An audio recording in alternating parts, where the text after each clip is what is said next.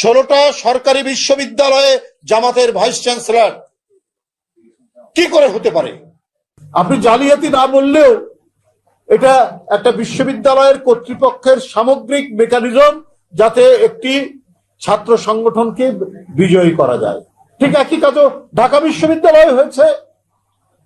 আপনি ballot paper ছাপিয়েছেন private একটি press থেকে, এটা তো করতে পারেন না।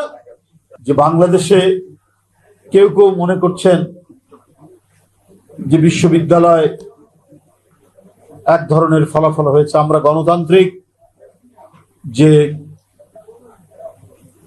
ইচ্ছা, গণতন্ত্রের সাধারণ জনগোষ্ঠী বা ছাত্র সমাজের ইচ্ছার প্রতিফলন, তার বিরুদ্ধচারণ করি না। কিন্তু এই প্রতিফলন ঘটানোর জন্য যদি কোনো ইঞ্জিনিয়ারিং হয়, আমি জালিয়াতির চাইতে ইঞ্জিনিয়ারিংকে প্রাধান্য দিচ্ছি, নানা কৌশল করা হয়, তাহলে এটা কিন্তু ধরা পড়বেই, যেটা আমরা জাহাঙ্গীরনগর বিশ্ববিদ্যালয়ে দেখলাম, ঢাকা বিশ্ববিদ্যালয়। বাংলাদেশে ছাত্র রাজনীতির ঐতিহ্য হচ্ছে এটা একটা উৎসবের মতো পরিস্থিতি। সেই উৎসবে যারা পূর্ববর্তী যারা বিশ্ববিদ্যালয়ের ছাত্র সংসদের প্রতিনিধি ছিলেন, ভিপিজিএস ছিলেন, তারা যায়, তারা কথা বলে, কিন্তু ঢাকা বিশ্ববিদ্যালয়ের ভাইস চ্যান্সেলর তিনি কোড অফ কন্ডাক্ট তৈরি করলেন।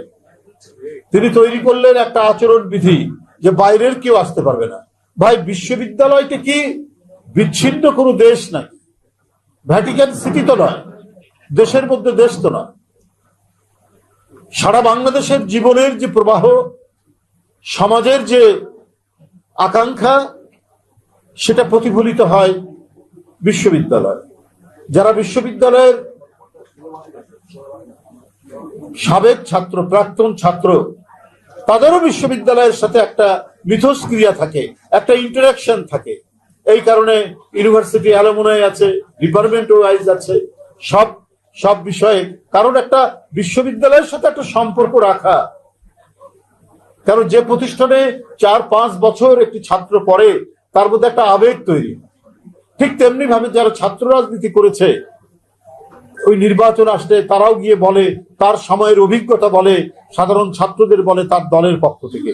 কিন্তু এই বিশ্ববিদ্যালয়ের ভাইস চ্যান্সেলর একটা উদ্দেশ্য সাধনের জন্য সরকারের কিছু মানুষের সাথে যোগসূত্র হয়ে তিনি হাত পা বেঁধে একটা একচেটিয়া নির্বাচন করার প্রচেষ্টা তিনি করেছেন, যাতে একচেটিয়া একটা ফলাফল তৈরি করা যায়।